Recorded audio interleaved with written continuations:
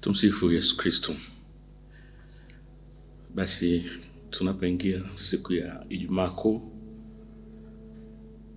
kwa kweli masomo yanayowekwa na kanisa katika liturujia ni matatu, na somo la Injili kama tunavyofahamu kwa kweli ni refu sana.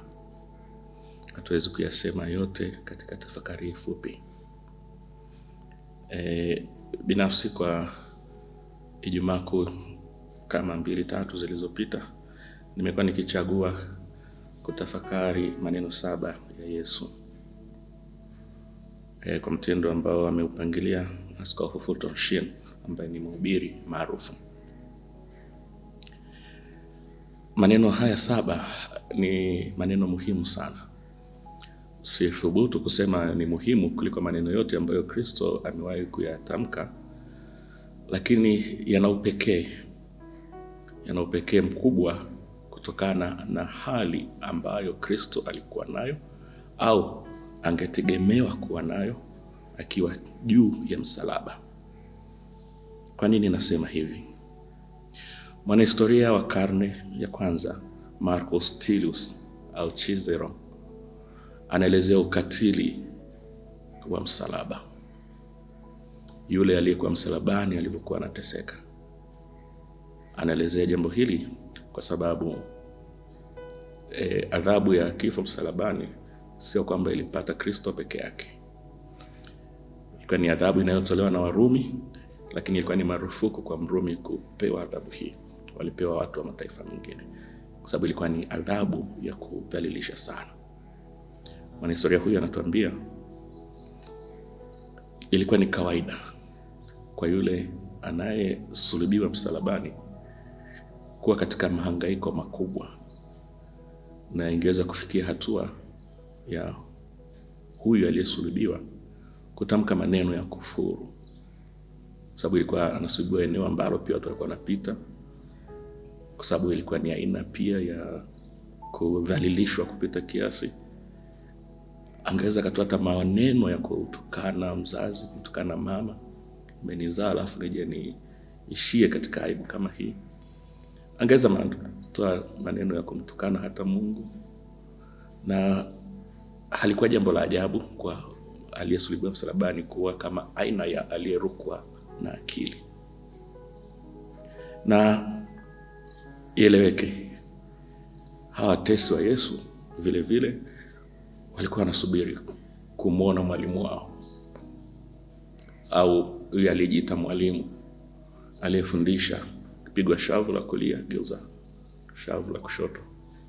Sasa amepata hiki kinachompata, atabaki na msimamo wake katika mafundisho, au katika hali kama hii atakuja na fundisho jipya.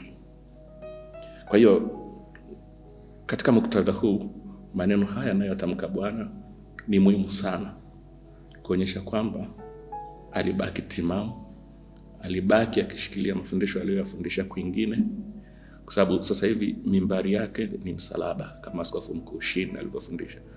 Mimbari ya Kristo kwa sasa hivi ni msalaba. Angeweza kaeleweka wakati mwingine, wakati mimbari yake ni mlimani, ameketi, labda ni rahisi tu kuzungumza kirahisi, kutoa maelekezo kirahisi, lakini sasa yupo katika hali ngumu. Na maneno haya ni yapi? Maneno haya ni kama wosia, maneno yanayotolewa katika kitanda cha kifo. Kwa kweli nafikiri tunayachukulia kwa umuhimu sana. Kwa hiyo hata kitanda cha kifo ambacho ni msalaba, maneno ya Kristo lazima tuyachukulie kwa umuhimu, na yamesheheni mafundisho mazito. Neno la kwanza, Baba wasamehe, hawajui watendalo. Watesi wa Kristo wasingetegemea Kristo atamke maneno haya, wasamehe. Anaombea msamaha waliomtesa, hatoi neno la kumlaani yeyote. Baba wasamehe.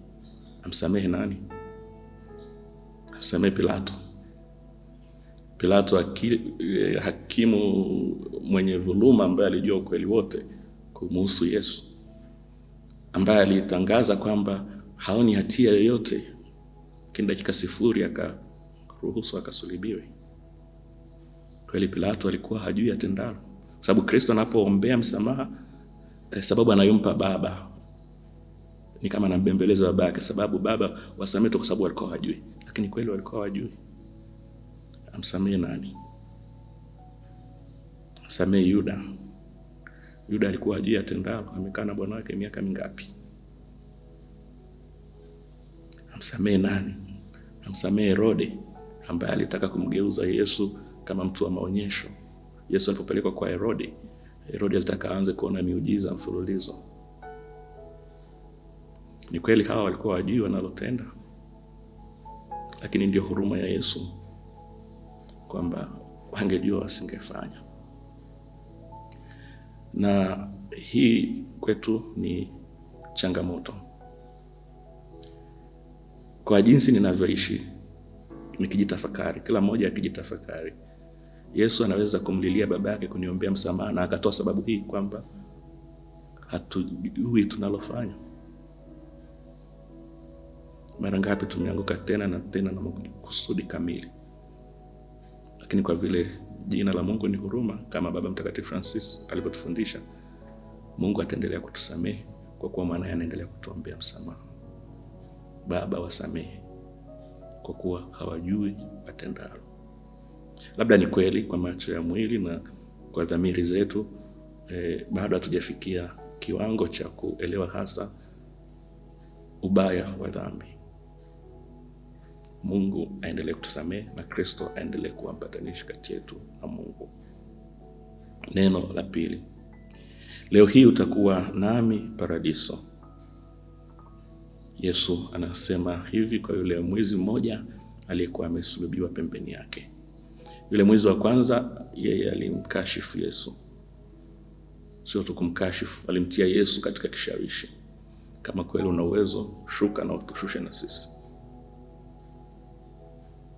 Yesu kweli uwezo alikuwa nao, lakini alikuwa anaelewa mpango wa ukombozi unavyokwenda. Haiandikwi popote kama Yesu alimjibu mtu huyu lolote. Lakini huyu mwingine alielewa udhaifu wao. Alikiri dhambi yake na akajua Yesu hana kosa lolote. Na akatoa ombi la muhimu sana. Hakuomba ashushwe msalabani. Hakuomba afanywe muujiza arudi kwake. Alijua saa yake imefika. Akasali sala yake ya mwisho na pengine ya kwanza. Unikumbuke katika ufalme wako. Na Yesu ndipo anapotoa neno hili. Leo hii utakuwa pamoja nami paradiso. Huyu mkosefu aliyekubuhu anatufundisha kwamba Mungu ni huruma. Nasi katika Ijumaa Kuu hii tuige mfano wake. Na katika misalaba tunayojikuta mara nyingine tumetundikwa, basi tusigeuke kufikiri kwamba Mungu ametuacha kwa sababu atakutendea miujiza, bali tuige sala ya mwizi huyu mwema ambaye kwa utani watu husema alikuwa mwizi hodari mpaka akafanikiwa kuiba hata mbingu. Neno la tatu. Mama, tazama mwanao. Pengine tafsiri sahihi ya alichokisema Yesu, hakutamka neno mama kama tafsiri kadhaa za lugha nyingine zilivyo. Baadhi ya tafsiri za Kiswahili zinasema bi mkubwa, tazama mwanao. Lakini kwa Kiingereza natumika neno woman, mwanamke. Ndilo neno pia lilitumika kwa Eva katika simulizi la Eva. Mwanamke limetumika katika kitabu cha Mwanzo. Na kuna mfanano kwamba sasa kuna Eva mpya, Maria.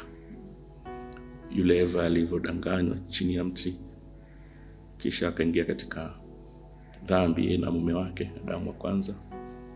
Sasa lile fundo linafunguliwa hapa. Kuna Eva mwingine amekaa chini ya mti mwingine, na Adamu yuko juu ya huo mti, na tunakabidhiwa Eva mpya, mwanamke. Tazama mwanao. Neno la 4. Mungu wangu, Mungu wangu, mbona umeniacha? Hapa Kristo anaonekana mwanadamu kweli. Huu ni mlio ambao pengine wengi wetu tumewahi kuulia.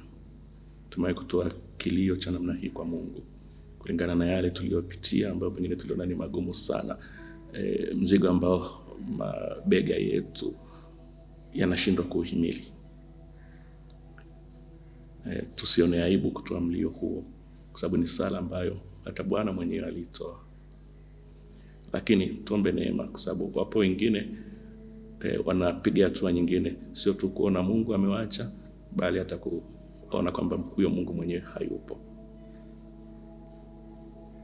Hii ni sala ya binadamu aliye katika wakati mgumu, lakini hajamkana Mungu, kwa sababu neno la mwisho ambalo tutalitafakari baadaye litaonyesha kwamba bado yeye ni wa kwake. Mungu, wewe ni wa kwangu. Neno la 5, nina kiu. Kristo analia hivyo msalabani, nina kiu. Tafsiri ya haraka tungeweza kusema kwa sababu alivuja sana damu njiani, kwa sababu alipigwa sana, kwa sababu pengine tangu jana hajaweka chochote koni, basi ni wazi na mateso yote hayo lazima maji yamemwisha mwilini. Kwa hiyo lazima koli na taka kinywaji, linataka labda maji. Lakini ni tafsiri ya juu mno, ya juu mno. Kiu ya huyu ambaye ni Mungu, ambaye ndiye ameshiriki kuumba maji yenyewe, ambaye alimwaidia mwanamke Msamaria kwamba ana uwezo wa kumpa maji ya uzima. Ni kiu gani? Ni kiu ya upendo. Nimewapenda namna hii, lakini bado sioni pendo langu likijibiwa. Kwa hiyo nisikie sauti ya Kristo akiniambia hivi, na mimi nijitafakari, ni wapi ambapo upendo wangu kwa mkombozi wangu ulikuwa kidogo sana kiasi cha kumsababisha Bwana awe na kiu. Neno la 6, yametimia. Yametimia kwake. Amemaliza kazi aliyotumwa na Baba. Amemaliza jukumu la kutununua. Amemaliza jukumu la kutusafisha. Ametuwezesha. Kazi ni kwetu. Kama kazi ya ukombozi imekamilika, haina maana kwamba sisi tumeshamaliza vyote. Bado tuna jukumu la kufanya. Akielezea kwa namna fulani, Paulo mtume anasema, ninasaidia kukamilisha kile kilichopungua katika mateso ya Kristo. Yeye Kristo amemaliza, lakini jukumu la ukombozi linaendelea moja kwa moja. Nina jukumu langu la kufanya katika safari ya ukombozi. Ni kweli ameshamaliza yote yeye, lakini upendo wa Kristo ni fumbo la ajabu. Hakutaka kazi hiyo aifanye kibinafsi, alafu aonekane yeye mwenyewe ndio mshindi. Na mimi nina sehemu yangu ya kufanya katika kazi hii ya ukombozi. Yeye amemaliza. Mimi je? Yametimia kwake. Mimi bado nina kazi ya kufanya. Nimeshanunuliwa, tayari niko huru, lakini bado nina kazi ya kufanya. Amenipa nyenzo zote, amenipa uwezo wote, na yuko pamoja nami. Na neno la mwisho la 7, mikononi mwako naiweka roho yangu. Anarudi kwa Baba yake. Katika neno lile la 4 tulisema ni malalamiko kuona kwamba Mungu amemwacha, lakini tushukuru kwamba tunapoingia katika magumu kupita kiasi, neema ya Mungu hutuwezesha bado kuona kwamba Mungu yupo. Kuna wakati atanikumbatia kama mtoto wake, na hata hivi katika mateso bado amenikumbatia, bado ananipenda. Kwa hiyo Kristo anatoa sasa neno la kuaga na neno la hodi kwa Baba yake, na anamaliza kazi ya ukombozi. Anaisalimu roho yake. Basi ndugu zangu, niwatakie tafakari njema ya Ijumaa Kuu, tukiyatafakari kwa undani zaidi kwa kusoma maandiko matakatifu na kuyachukulia kwa uzito maneno haya 7, ili basi isije kawa tu ni Ijumaa Kuu imepita kama Ijumaa Kuu nyingine, na basi tunasubiri tu tarehe ya Pasaka ifike, tusherehekee, tutafakari pamoja na Kristo. Tumsifu Yesu Kristo.